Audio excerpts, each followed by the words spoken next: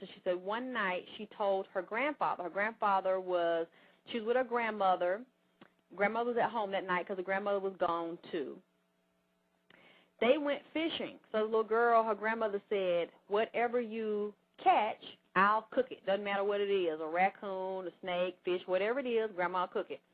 She gets the fish. So while her grandmother's cooking the fish, she said that the smell from the fish sickened her so much and turned her stomach, and she was so angry because she kept smelling the fish. And as the night went on, she said she couldn't sleep because it was so stinking, smelling of that raw fish and the fish, her grandfather cutting the fish heads off and gutting the fish and then frying the fish. It's just, even though the house was so big, they couldn't get the fish gut and fish grease smell out of the house. So she said that enraged her so much that she actually said, I'm going to tell tonight. I'm going to tell what this man's been doing to me and my sister and my brother. So she goes to tell her grandfather, she said, who had an axe cutting the fish head off and cutting the fish up. And he just immediately took the axe and just went into the wall and just chopped a big hole in the wall because he was so angry that this man that had been coming over their house was raping her sister, and her brother. And the other two denied it. So the whole time that she was saying that she had been raped and her brother and sister had been raped, they were saying, no, we weren't, that didn't happen to us. Finally, she said the time went on, a few hours went on, they admitted it. So the grandfather went to the police.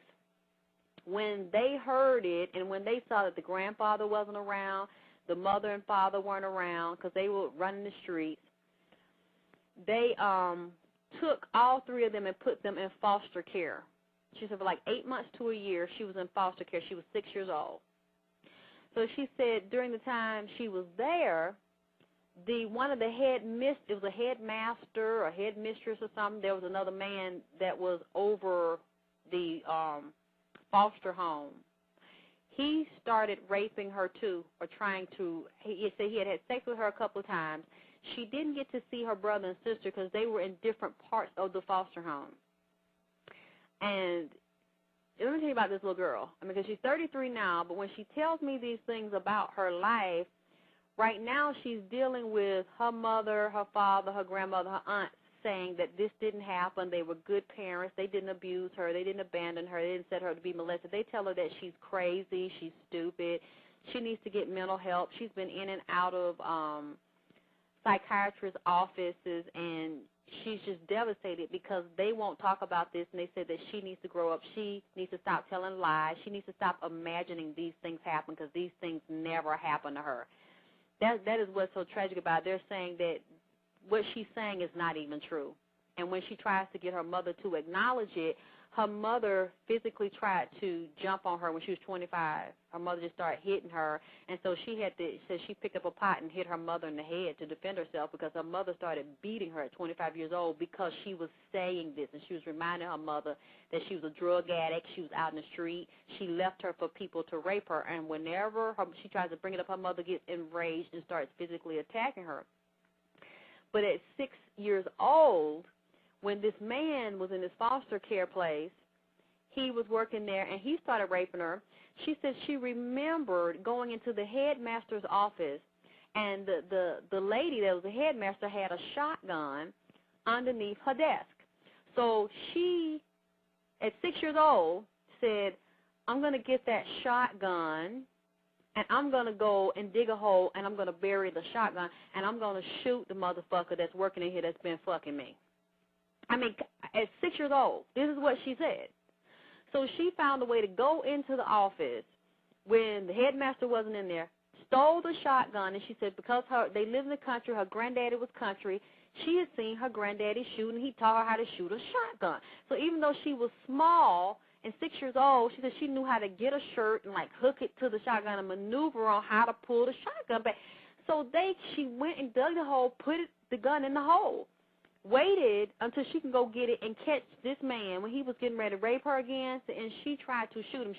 She wasn't successful at shooting him, but when they saw that she had stole the gun at 6 and tried to shoot him, then they decided, you know what, this little bitch right here is crazy. We don't really want to be bothered with her. We don't want her here. The man quit, he didn't want to be there. And, of course, he didn't try to rape her again. But after that, everybody treated her like something was terribly wrong with her. So she ends up getting ready to go back home with her sister and her brothers, but they didn't go back to her granddaddy's house. They went to the grandma's house. So she said, well, her grandmama, it was just as brutal there because this is her mother's mother. She had 7 children, and the grandmother was always gone. So the 7 kids that her grandmama had was whooping her ass when her grandmama was gone, and some more rapes took place. The uncle was tried to rape her, was raping her sister. Now, the sister was older than her at the time, mind you, like 3 years older than her. She says she comes in the room, and she knew the uncle was having sex with her sister. And, again, it infuriated her, and he had tried to have sex with her. She comes in, and she sees that he done pulled his pants down, getting ready to stick his dick in her 9-year-old sister, and she's 6 at this time. She goes to get her grandma's .22, comes in there and shoots her uncle in the ass. So, so I'm just like, what? So she was like, she shoot him in the ass. Everybody starts freaking out, and I'm like, your sister didn't freak out? She didn't fight? She said no. Her sister was too scared. She was going to just lay there and let this man fuck her like everybody else had been doing. They called the police. They, went to a hearing about this. The uncle didn't press charges. Of course, he didn't do this anymore, and he definitely tried to mess with the little one no more, that damn shotgun Annie. He didn't fuck with her, and he didn't bother her sister. But the grandmother, the uncle, and everybody in the family was so upset with this little girl for firing his ass up that they treated her like a leper. And they looked down on her. They were very, very angry because she stood up herself for this grown man, did not put the uncle out, did not make him run away, did not have him arrested. So now she comes across my path, and she's 33 today. So she's telling me this, and she's riding in the car with her husband, and I'm saying, okay, so after that point, what happened to you, and what was your life like? She didn't fill in all those gaps yet. She just told me what that little girl trauma was like and what that little girl abuse was like. And even though she doesn't know me, she just felt comfortable. She just started crying. And her husband is driving her out of town because I said, wait a minute, you got to stop this crying. Because, I mean, she was, you know how we get the crying girls or something. Like, I mean, you know how we get to crying like that? Well, you can't understand what we saying. Slop flying out our nose, tears flying out our eyes, shit flying out our mouth. And when we crying because we so hurt, and then we crying one of those deep, soul-wrenching cries where everything we have held in and shit, we feel comfortable, we let that shit go, and the shit start coming out our eyes, our nose, our mouth. It's just everywhere. It's just coming out, and it's uncontrollable, and we trying to talk through the tears. But we can't even understand what we're saying, so we know the other person we talk to can't understand what we're saying either. Usually we cry like that to our girls. It got to be a man we really feel comfortable with to let that kind of cry come out.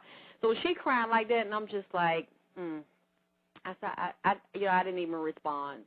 I didn't understand everything she said, but I did not say, girl, what you saying? Get yourself together. I didn't say nothing. Sometimes women, we need to get to that point. That's why I'm doing these shows so much for y'all. When y'all send me an email, you say, what about this? What about that? What's this question? What's this mean? What that mean?